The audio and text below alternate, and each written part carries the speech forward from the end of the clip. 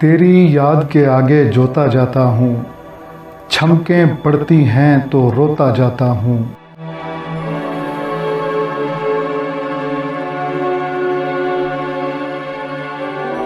जितनी तुझसे नफ़रत बढ़ती जाती है, उतना ही मैं तुझसा होता जाता हूँ।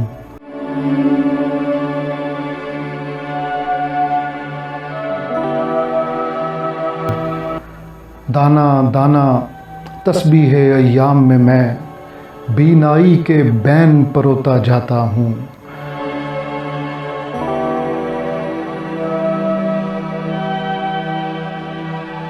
दरवाज़े में रख देता हूँ अपना आप, दीवारों में दर्द समोता जाता हूँ।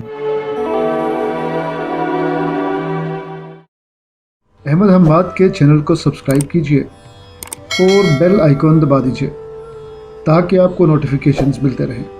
शुक्रिया।